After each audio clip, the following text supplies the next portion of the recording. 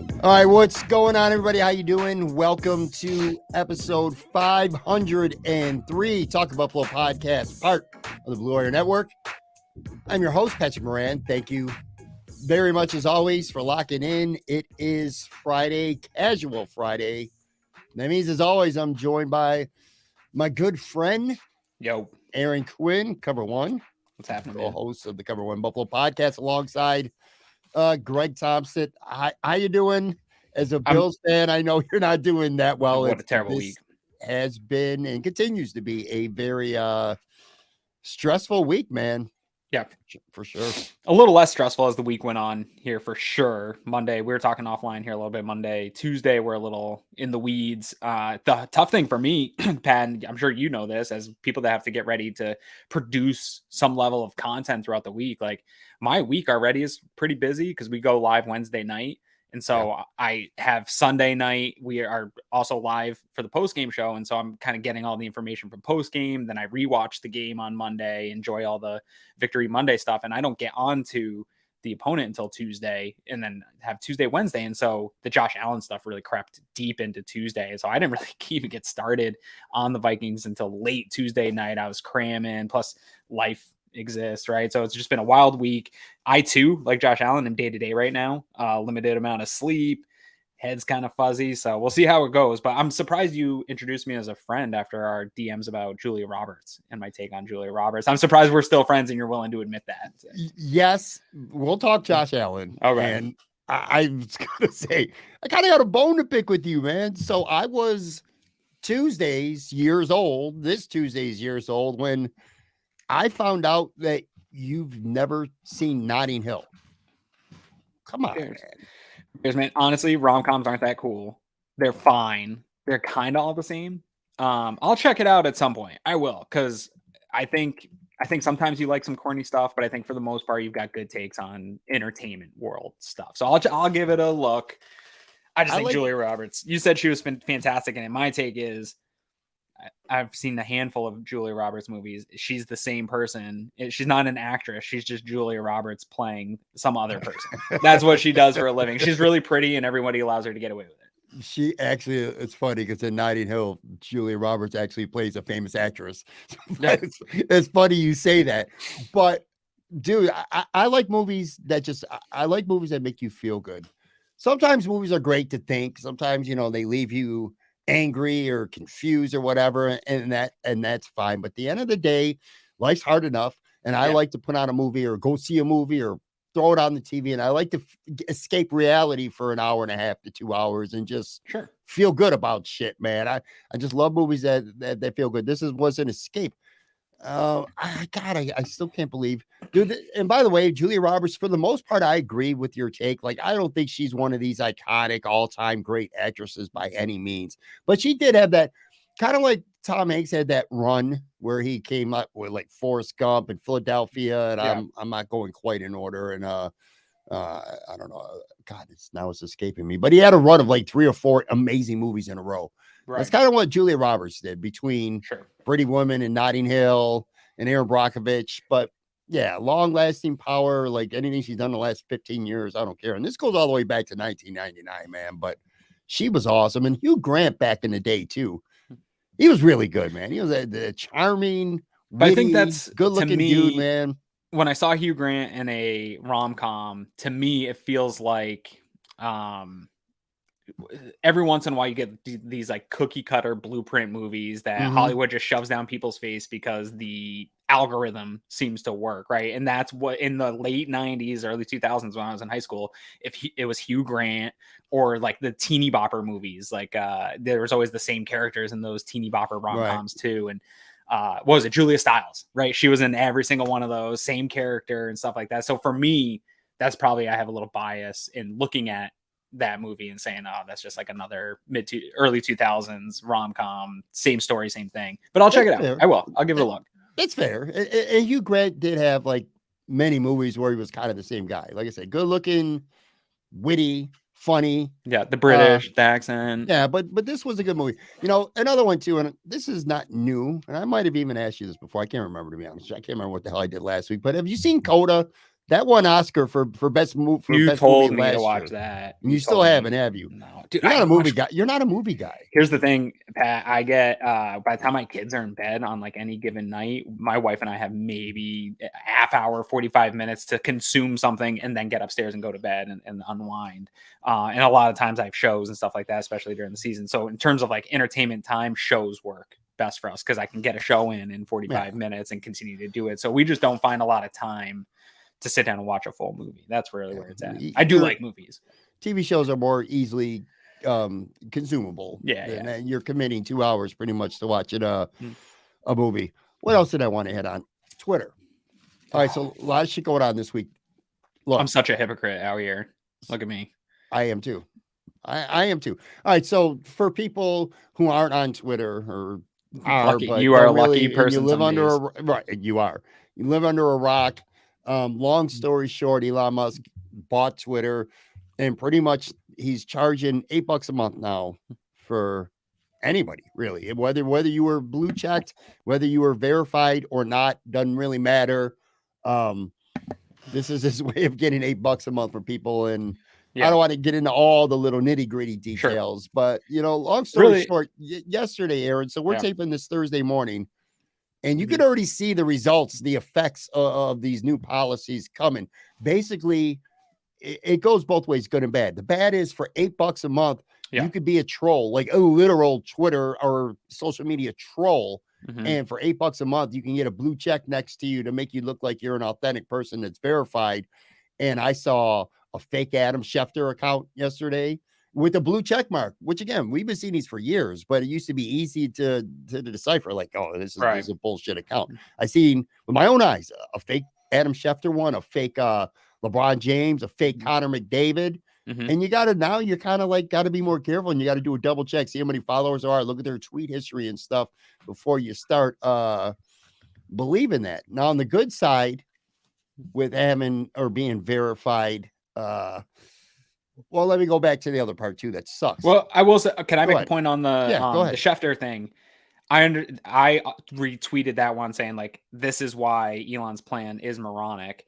But what I will say is I didn't see anyone actually believing that tweet. Like, I think almost everybody was vigilant knowing that this was coming. And I didn't see anyone that actually was like, oh my God, Odell signed here. Or, oh God, this. Everyone was like, see, this is why this whole thing's stupid. So a little bit, we can kind of self-regulate some of this troll stuff. And that account was suspended, I think, within like the hour or two. So Twitter is trying to be on top of this.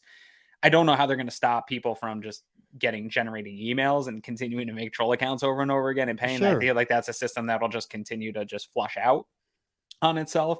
But that isn't so much my concern. The reason he said he was doing this was because there was a class system, which I actually agree. There was a huge problem with how check marks were given out, who check marks were given out to, and then sort of like the made up idea of what check marks meant on Twitter, right? Because when check marks first came out, all that it meant was we are verifying this person's identity because they have an influence in a market and somebody could copy them to put it out.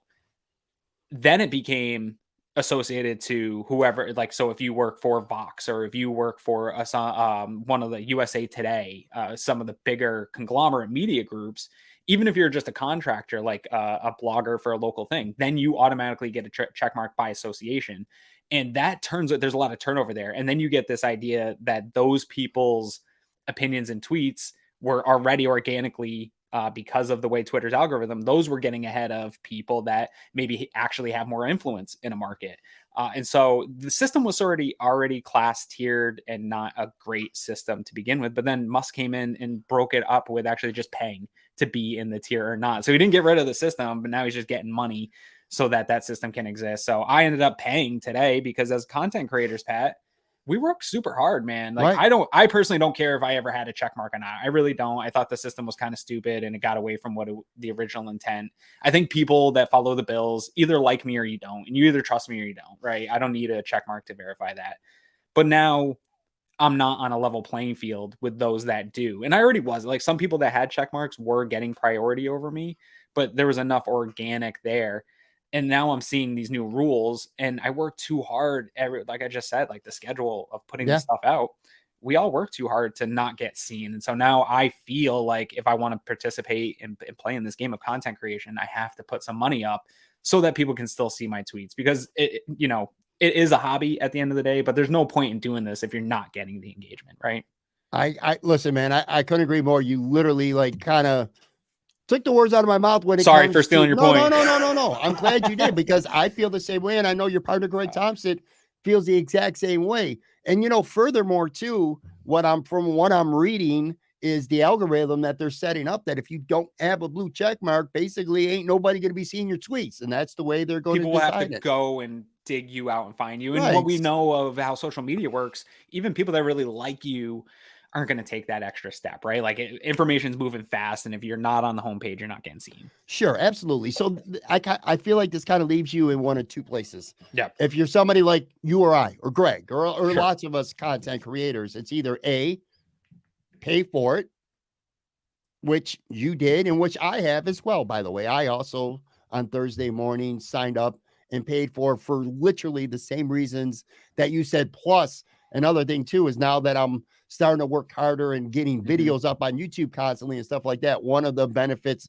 of having Twitter Blue, I think it's called, is that you could post longer videos. Yes. Which I like that. You and I say we have a good clip from a podcast, but it goes more than 2 minutes and 20 seconds is a limit.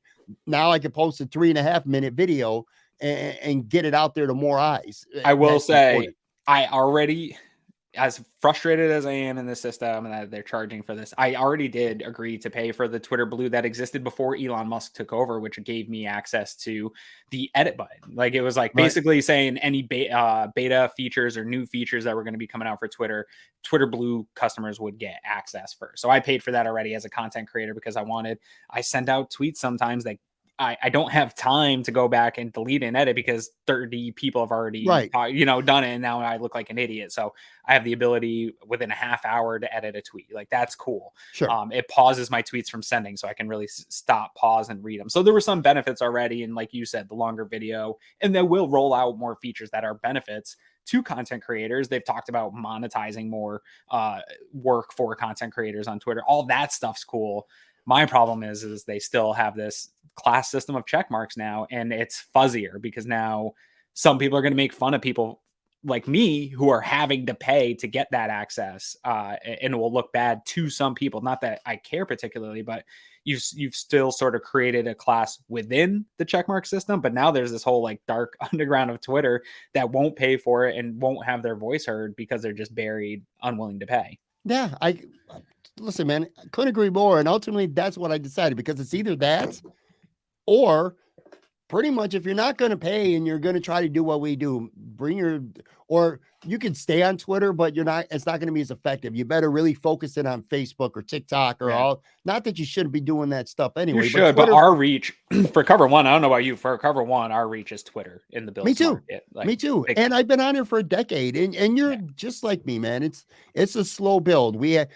Especially in my case, I mean, I'm not even part of a brand, so I haven't had coworkers and peers from the same brand pumping me up and helping me build a Twitter follower. I've done it over time. So to get to a lot of people, 6,700 Twitters followers ain't shit. But to me, it's been a long time. Yeah. And a lot of people see my tweets or what I'm putting out. And I'm like, whether it's my own personal opinions, whether I'm promoting a podcast episode like this, whether I'm putting out a video, whatever, I need people to see that. So to potentially not, or have less people see that, all the other bullshit I subscribe and pay money for anyway. I mean, Jesus Christ, I already spend too much money. What's another $8? I agree. Some people are going to talk some shit, but talk your shit, whatever. I work too hard for doing this to not be able to utilize Twitter properly. What I feel bad for, kind of my last point on this, again, this isn't about me. I'm fine to pay.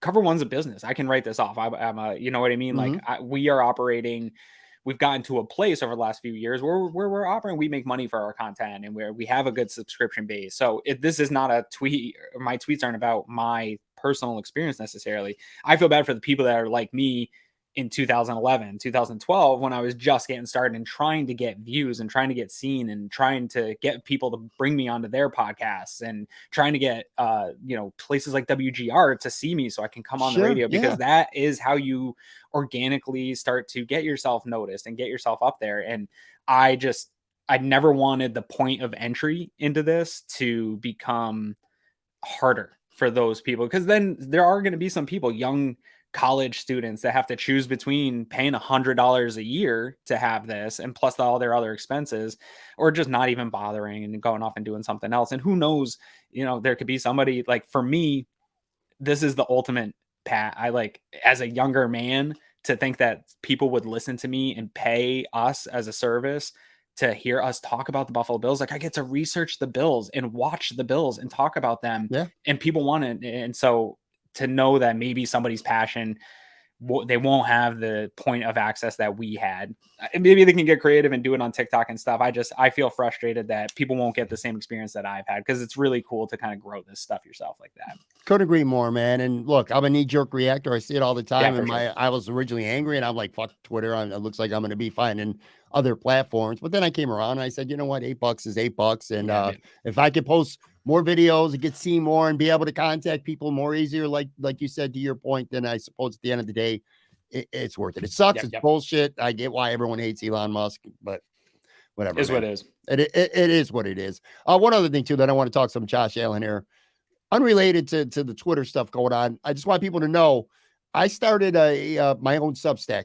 I just did it this week. It's I'll throw it up here. If you're watching this on YouTube, I'll just throw it up there, what it looks like on the screen. Basically, this is my own one-stop place for content. Like, I put in all the podcast episodes up there.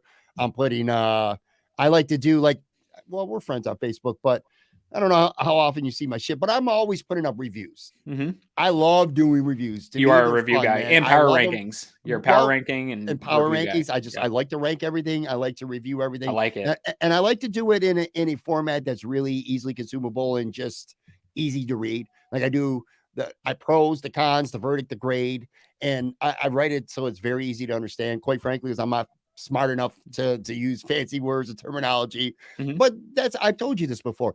It's like what the New York Times, you watch a movie or a TV show and you want to read a review of it, and you go to some of these sites like the New York Times, or you read Roger Ebert, you can barely understand what the fuck he's even saying. You know what I mean? It's like, what are you even saying right now? So anyway, I like writing reviews.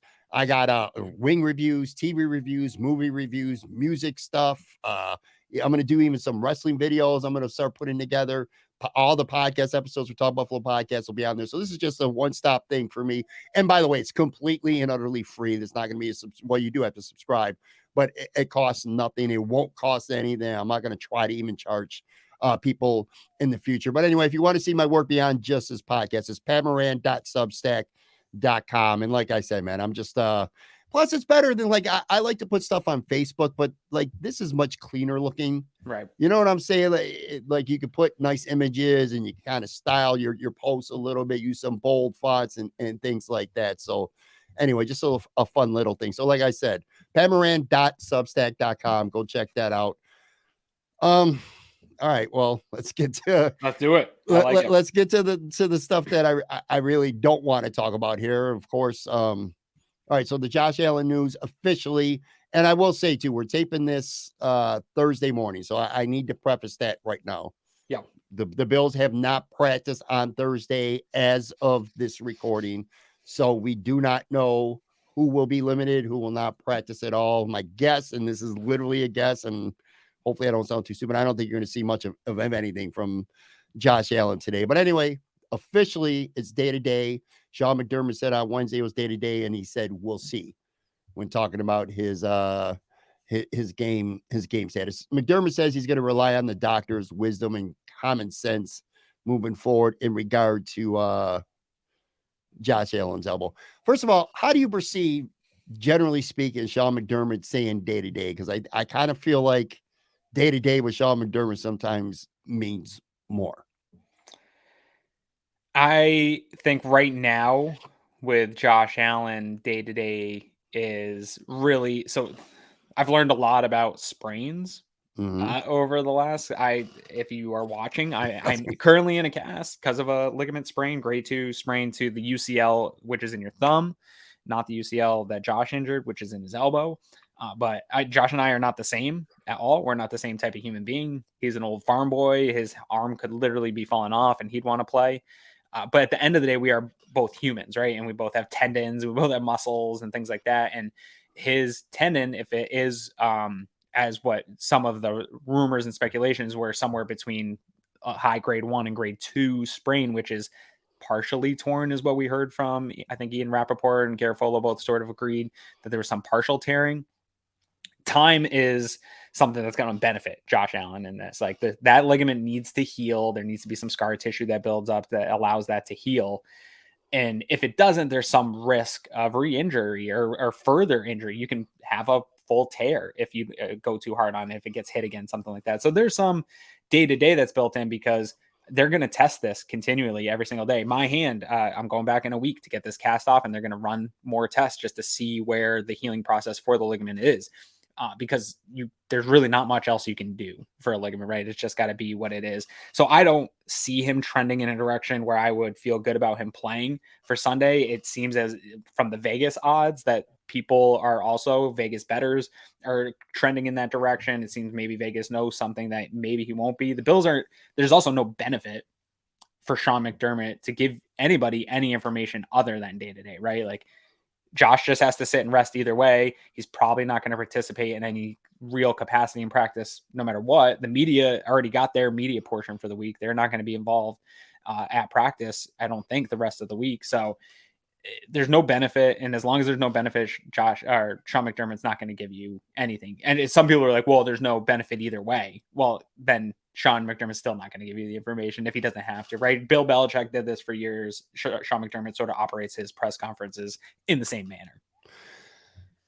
Again, we're dropping this Friday morning. We're taping this Thursday afternoon, so it doesn't really benefit us to take any kind of guess. I kind of get a gut feeling, and that's all this literally is right now, is a gut feeling that maybe Friday we might find out that he won't be playing this week. I'll say this though, Josh Allen's day-to-day in Sean McDermott's book is pretty much generally a pretty good thing. Usually if it's really serious, McDermott will say week to week. That usually means a more serious injury. That said, we've heard day-to-day before with Jordan Phillips earlier this season, and he ended up missing like 3 games. We've heard that with Ed Oliver. He's missed multiple games. Jordan Poyer has missed multiple games with his injuries. I just, I'm having a hard time grasping.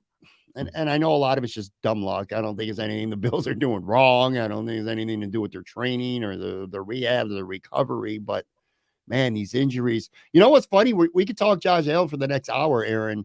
Lost in all this stuff. Greg Rizzo, who has been very good this year, he's going to be out multiple weeks with the ankle. He hurt his ankle. He's got a high ankle sprain, so he's going to be out multiple weeks. I've heard anywhere from 2 to 5 weeks with that. It's just it's tough to grasp just how hard this team has been bitten this year with injuries. And, every week, like this injury report on Wednesday, it's like, Jesus, my first thought was, man, it'd be nice to have another bye. I mean, the Bills just had a bye a couple of weeks ago, and this injury report is really long, man. Jermaine Edmonds didn't practice Wednesday. Milano's only limited. He missed last week. Poyer did not practice at all, which I don't like that he did not practice at all after missing a game last Sunday. Mm-hmm. Do you expect, going back to Josh Allen here for a second, do you expect Sean McDermott to be really careful? Because you brought up a really good point a couple minutes ago. You were talking about Josh Allen being stubborn as a bull and tough as nails. This kid is, he's going to want to play. Do you think Sean McDermott needs to be the one to say, listen, man, we have to think long-term here. You might have to miss a couple games because this is about the end game here, the long game, and not beating the Vikings on Sunday. Not that this game doesn't matter, because it does, but do you think Sean McDermott and the staff might have to reel in Josh and say, can't do it? Yeah, no, I think that's exactly what coaches and medical staff's job is to protect players from themselves. We've heard other good coaches talk about this in the past. You have to protect a player from themselves. All players are going to want to participate, right? Like, especially ones that have the weight of the franchise on their shoulders, like a Josh Allen. He understands what he means to this team. He understands what his availability means to the Super Bowl chances. You see it in the line, right? The line started at 7.5, I think, against a 7-1 Vikings coming into Buffalo, and it dropped down. I think right now it's like 3.5. I don't know if it's going to move from there. I'm not sure on that, but you see the how the world views this team without Josh Allen. He knows that. And so I think there's a lot of pressure on him to want to play. He's got a big pain tolerance. These guys, quote unquote, got that dog in them, right? So yeah, no, this is 100% where what really matters to being a head coach and being the leader of an organization is protecting players from themselves and seeing the bigger picture. And that is frustrating for fans. I see fans getting kind of frustrated now that the Bills lost a game with a lot of injuries and how they're kind of being conservative, that fans are a little over that idea that we can take some games a little bit more lightly than others and sort of work our way through this regular season. But I think some of that is just our kind of mental training to being a drought era team, that every regular season game mattered so much because at the end of the year you were in the hunt, and those games always ended up biting you in the later.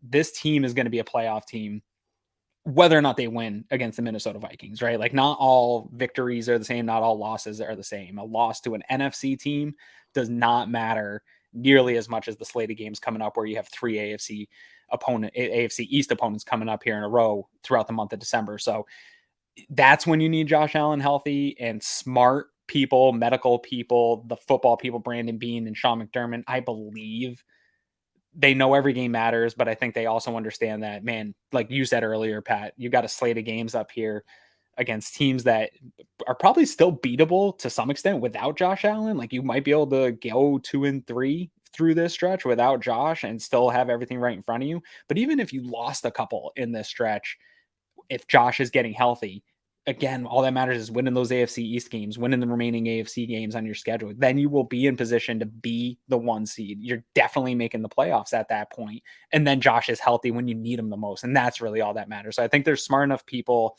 in the building that know that. But when he is ready to play, that could be 2 weeks, that could be 3 weeks.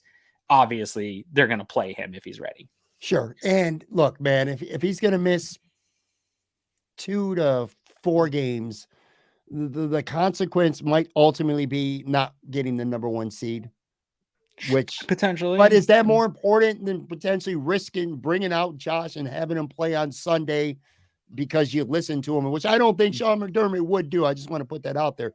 I think Josh Allen will play on Sunday if the medical staff says yes, he's healthy enough. I don't think Josh Allen's going to play because he wants to and he's going to have, say over Sean McDermott. That's not going to happen.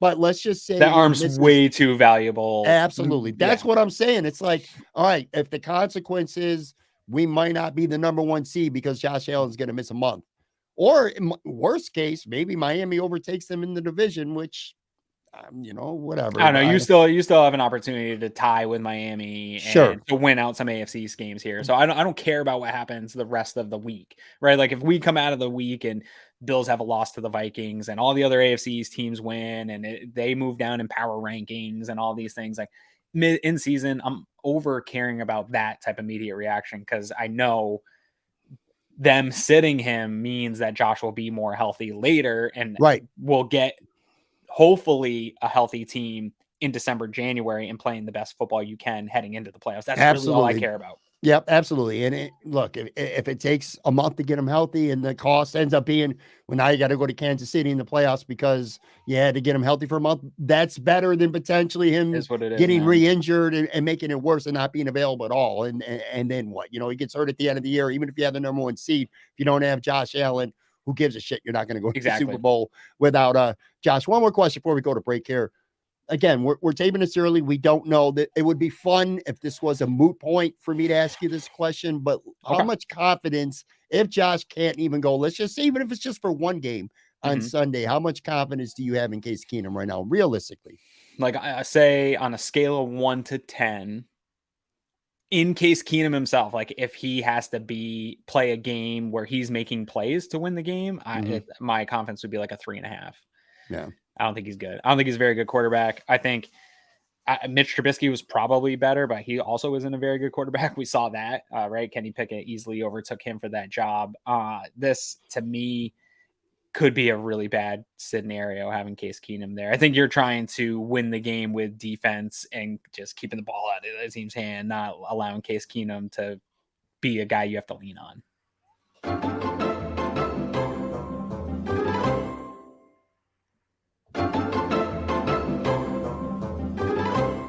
All right, I'm back with Aaron Quinn from Cover One.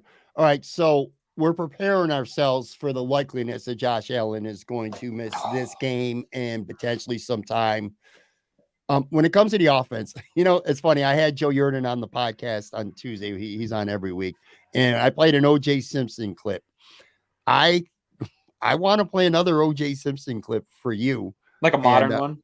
You're Um, talking now, or well, no, because listen, man, I shouldn't be promoting OJ Simpson. I know that, but I want you to listen to what he says about the running game right now, because as crazy as this dude is, as delusional as he is, and who he is, I think he has a really good point when it comes to the Bills offense. And this is even with Josh, but this is especially going to be true if Josh has to miss some time. So let me play this real quick. This is OJ Simpson making one of his infamous Twitter videos.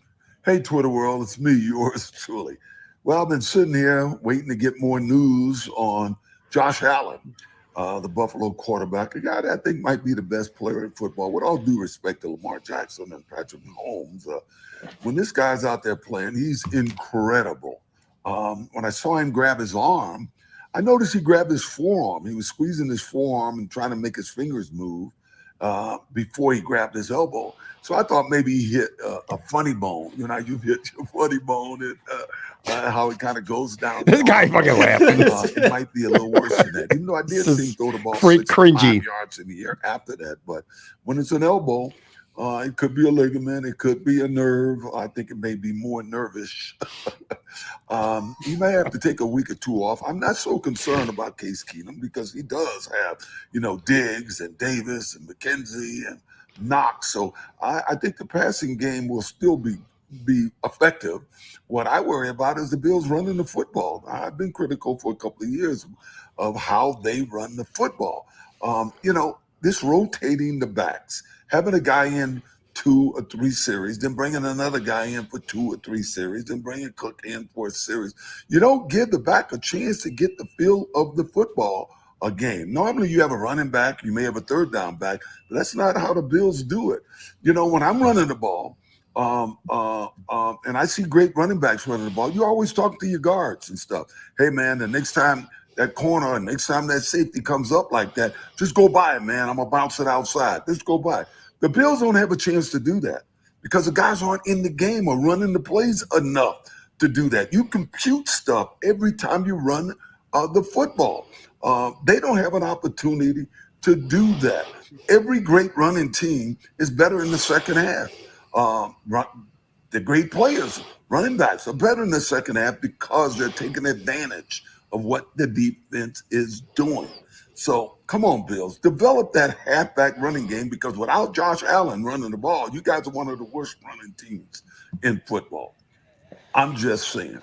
Come on, Bills, let's get it going. All right. So forget Dr. OJ Simpson there and his takes about Josh Allen and what his injury might be and this and that. Is he right about the Bills running game and part of the problem being, and he's, without mentioning Devin Singletary specifically, that he's not getting the ball enough and maybe that affects him. And because he did talk about the second half, and I'm thinking the Bills really haven't been terrible at running the football in the second half, and they haven't been very good running the football, period, when it's not Josh Allen doing the running. Sure. Again, aside from OJ being who he is as a person, just if you take what he says football wise, do you feel like that kind of made sense what he said? So this is tough, I know. Yeah, so one, I would like to just say we kind of live in this like idiocracy world where OJ's like gets retweeted and talked about. Here's the thing, if for maybe some younger fans, if OJ wasn't a straight up murderer and didn't commit double homicide, he would be on the Fox with Terry and all the, he was a star like no other, sideline reporter, commercials, TV shows in the 80s, 70s, 80s, dude. OJ was everything. My dad, before he was a murderer, was one of the biggest OJ Simpson fans in the world. Like every time we would talk about it, he would just gush about the athleticism and stuff like that. So sure, if obviously he is a double murderer, so he didn't get away to be able to do that, but he'd be all over broadcasts to this day. So his points, I'm trying to kind of say that even though he's this crazy old guy, he does know football and he does pay attention to it. He has a passion for it. He's not wrong in his assessment in terms of like, I do think Devin Singletary is a better running back. The more touches he gets, the more consistent that he's in the game. I've said that here now for a couple of years. And I still think Devin Singletary is your best option in the run game. I think you probably have more chances when he's touching the ball so far than anything. Although I like in the limited action James Cook. I kind of like this new run game. The Bills just don't lean into the run game all that much. And here's the truth about this, Pat. I'm not a guy that's saying don't ever run the ball or don't have any type of physical run game.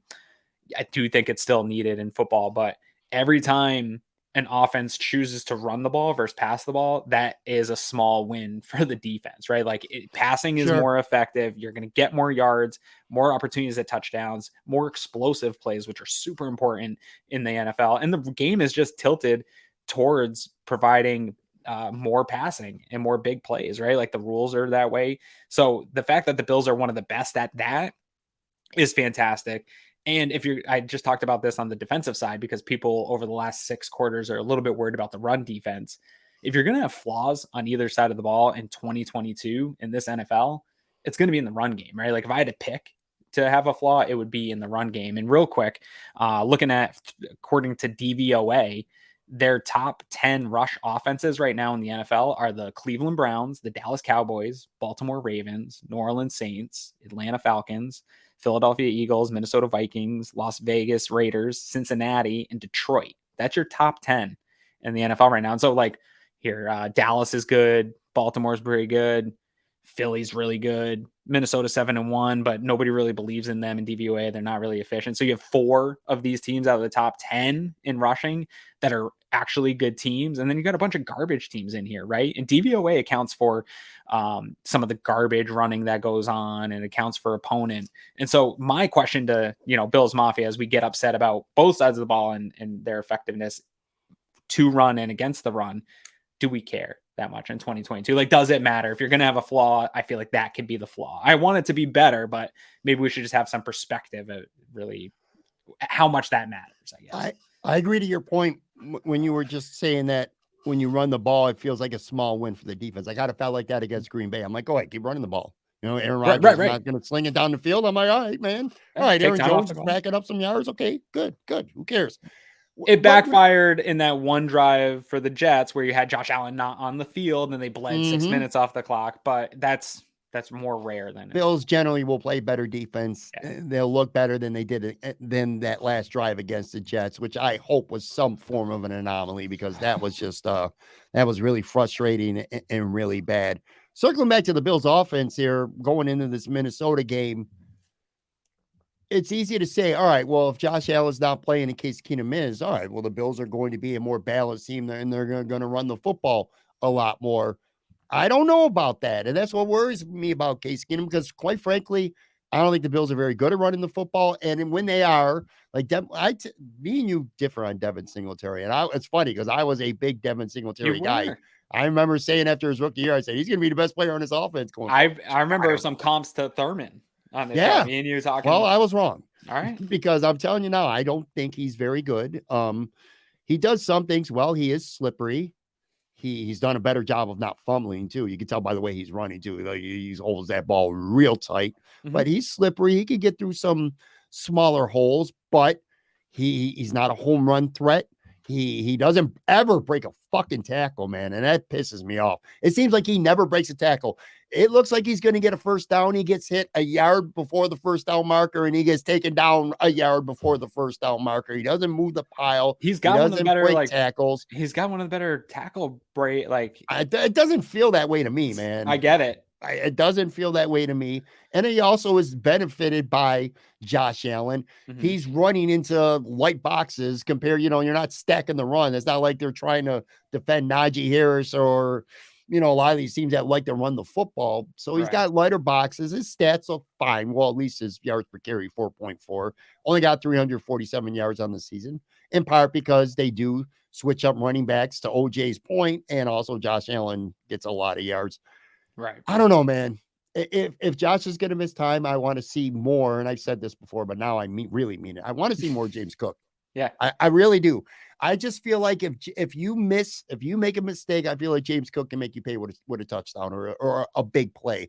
I don't feel that way with Singletary, although analytically I could be wrong. But anyway, here's what I was saying. I don't think the Bills can successfully run the football without Josh Allen being on the field, which is going to put a lot more on Case Keenum. If you're the Vikings, Aaron, and you don't have Josh Allen, aren't you you're gonna make a more concerted effort to focus on stopping the run, aren't you? Than you would if Josh Allen was out there. Make Case Keenum beat you with that arm. Yeah, for sure. I mean, but I think that's going to happen to any team that's putting in a backup in that situation, right? Like you're going to have that sellout.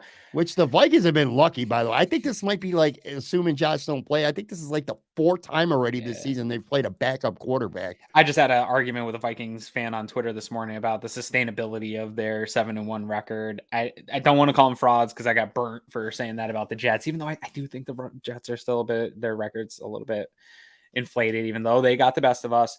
The Vikings very much seem inflated to me, and I do think it'll come crashing down here throughout the second half of the season.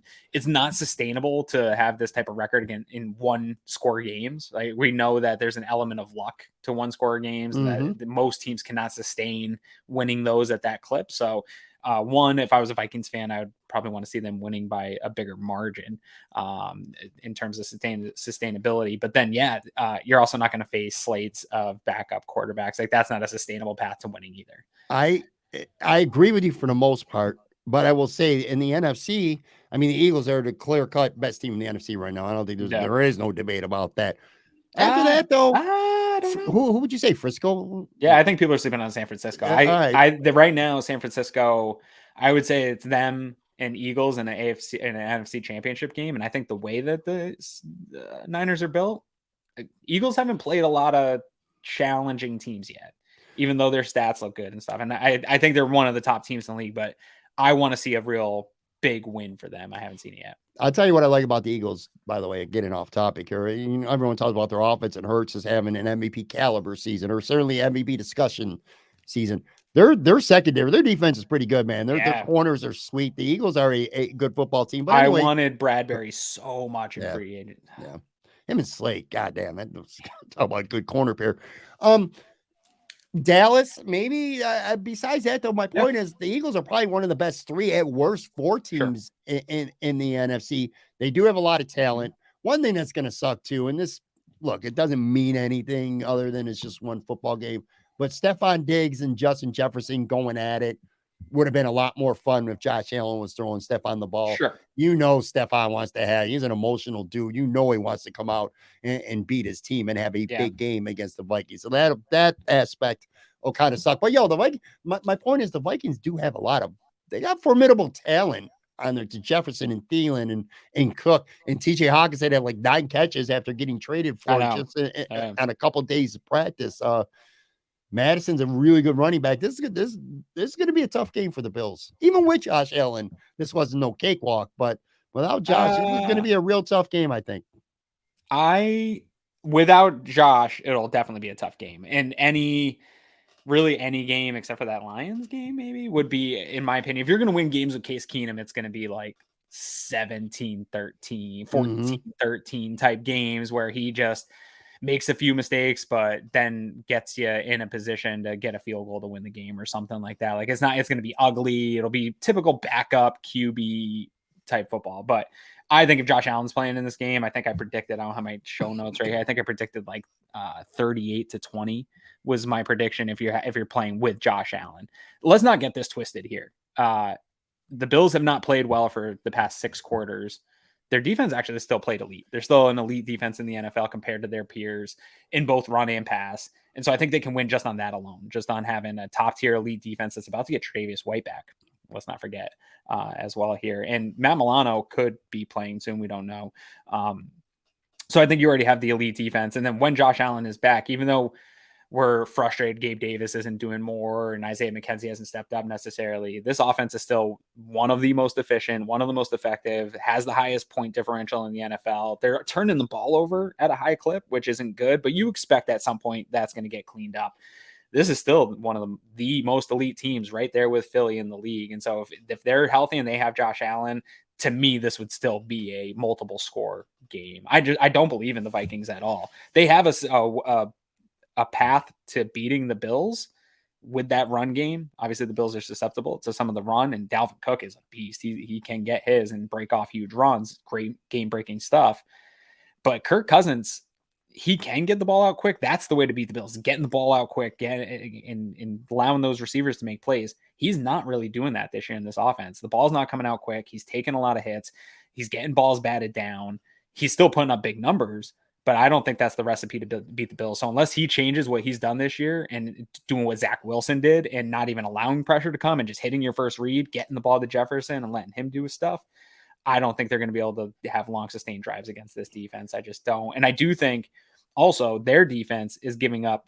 They're 31st in the NFL against number 1 wide receivers, according to DVOA. So even without Josh Allen, the path to the Bills having success on offense is the same thing. Is Case Keenum hitting that one read, your first read to Diggs on a slant or some quick route where Diggs can just get open with quick space, twitch, and give Diggs 13, 14 targets in a game like this and lean into what you're good at. I don't think everyone's saying get into the run game and do that. I don't know that with Case Keenum is now the time to try to reinvent yourself entirely. Go at Diggs and get that guy cooked, get the ball in his hands.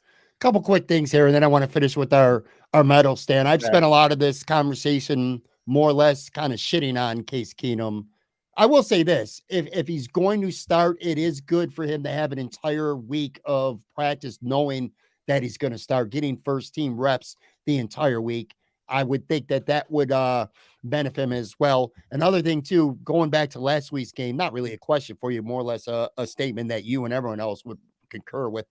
You really see how valuable Matt Milano is when he's not playing for the Buffalo Bills. I think his presence out there was missed sorely on Sunday. He's just that kind of guy who always makes 1 or 2 game impactful plays, whether it's a tackle for a loss, a hard hit on a screen pass that might have busted for a big play war and not for him. You know what I'm talking about. I think his presence was missed. Quickly, we've talked a lot for several weeks now about Odell Beckham Jr. Do you think the status of Josh Allen may affect the chances of him signing with the Buffalo Bills? For sure has some impact of the uncertainty, right? Like, it depends when Odell is trying to get on a team by. We heard the report from Jake Glazer that he could be good to go sooner than maybe people like myself anticipated. I thought this was a no sooner than Thanksgiving, maybe December 1st type thing. Sounds like maybe in the week or so that he would be able to go and sign with a team. At the same time, there might not be a rush for him in seeing how this plays out, right? Like, I don't know that the Eagles would be in on it. Like we said, they're a true contender. We know he wants to get on a contender. Cowboys, maybe. I don't know if, a couple of reporters said the Cowboys aren't necessarily a Odell Beckham away from overtaking the Eagles in their own division even, right? So I do think the Cowboys are a potential threat to the Bills right now if the Bills don't act quick. And that uncertainty of Josh may have him pause right now to see what's going to go on. But I think he's tuned in enough to Von Miller, the way those two talk. I'm sure they're talking all the time. A lot of the guys on the team are still going after trying to get him here.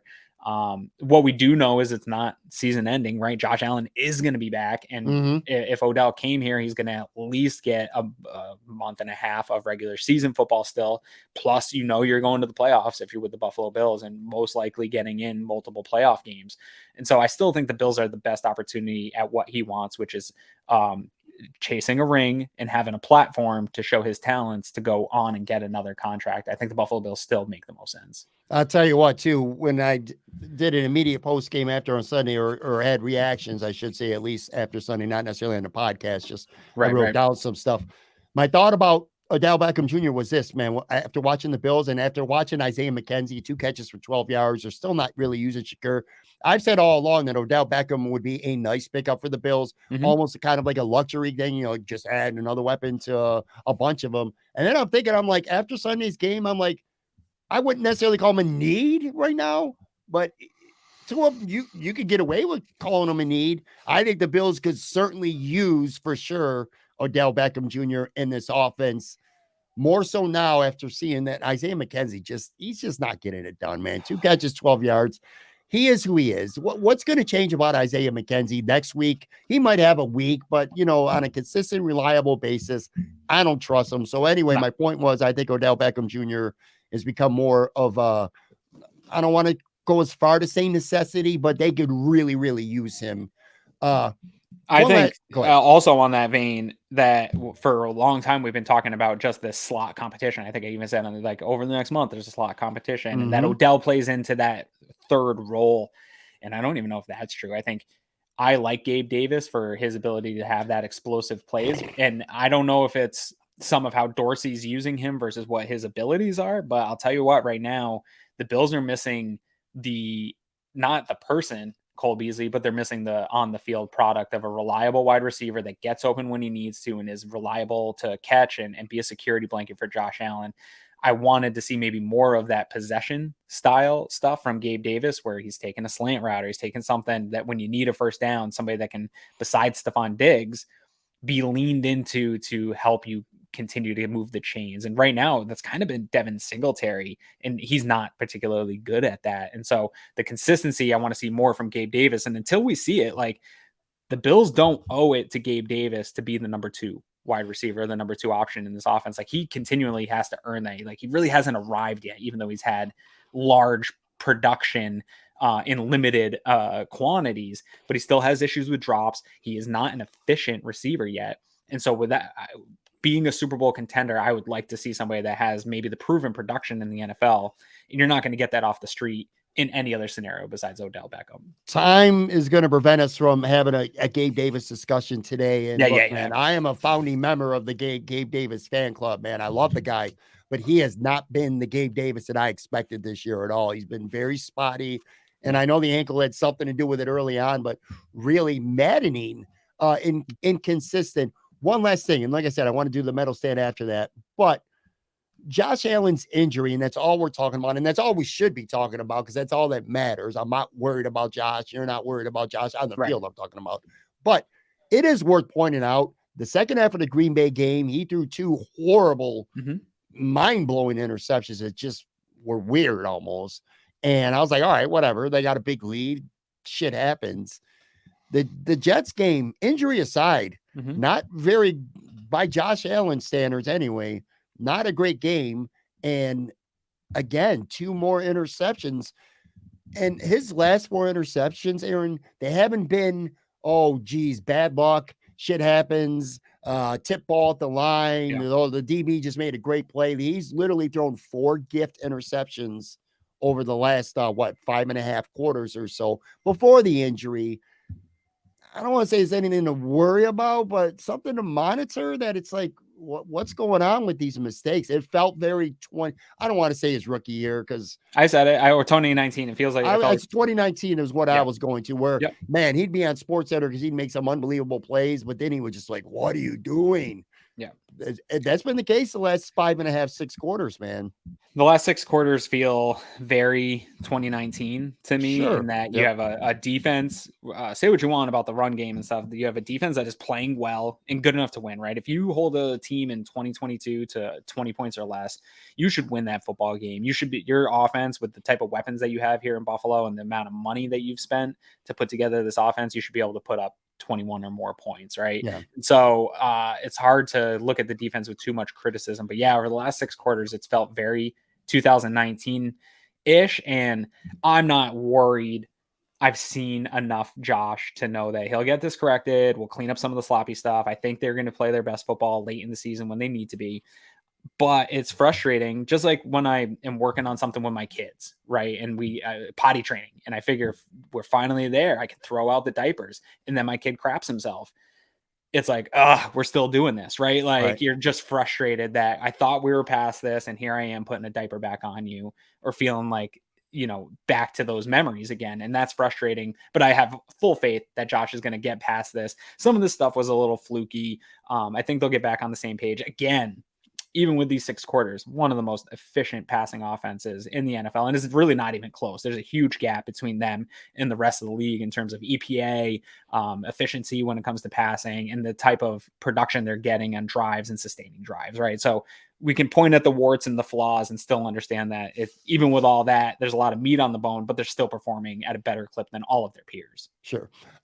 New feature here on Casual Friday, Pat Moran's random bobblehead collection. Each week I'm going to put one on. So I guess you have to be on YouTube to be able to see this. By the way, if you are watching this on YouTube, make sure you hit that subscribe button. This week we're going to go with, let me is that Travis Henry? Picture. It sure is. Oh man, there he is. Travis Henry. That's a good one. That's dude. my weekly random.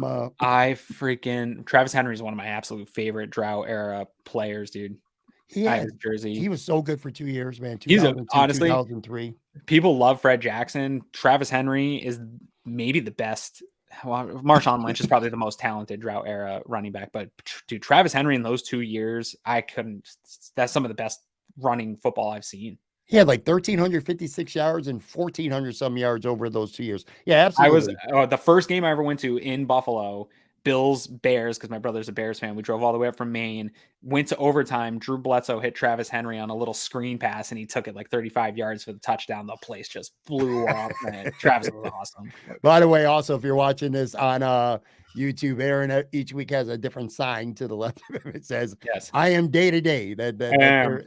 Emotionally, yeah. I'm emotionally day to day. All right, so we're gonna finish with our weekly medal stand. We do 2 topics each week, and it goes gold, silver, bronze, pretty self-explanatory, the medal stand.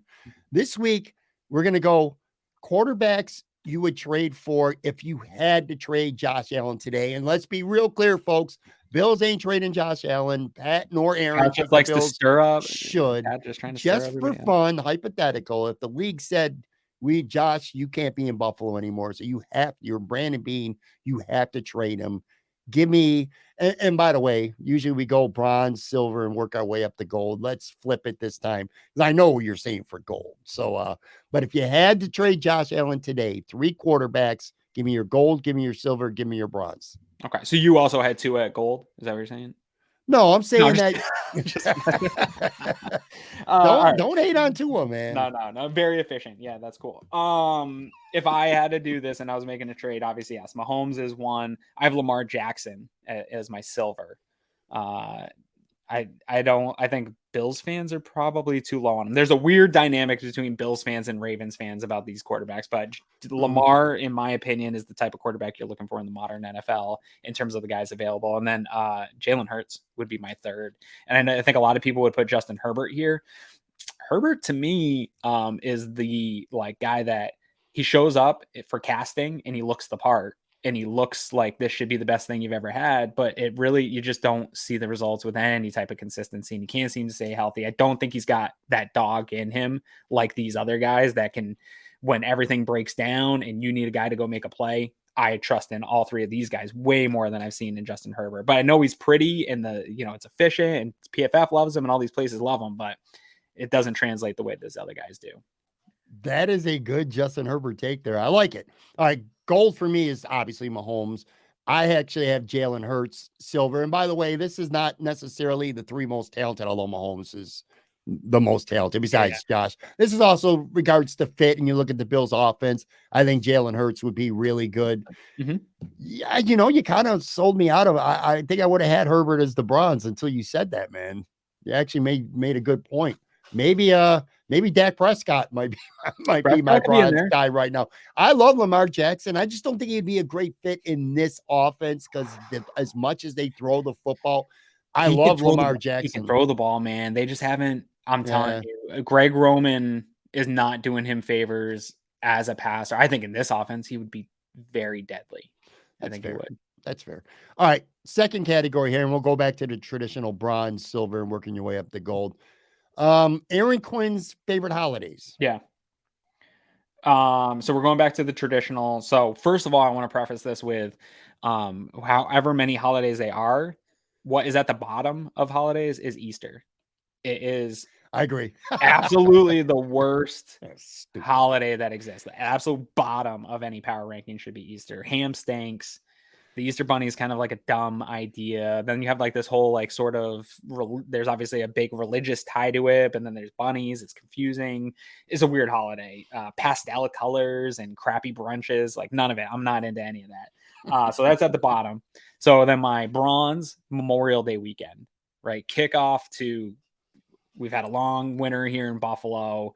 Sun's starting to come out. It's a kickoff weekend. It's a really celebration. There's really, there's obviously ties Memorial Day, but most people celebrate it as the kickoff to the summer season. And there's grilling and hot dogs and getting people together. And that's the kind of holidays I'm into. So Memorial Day is up there.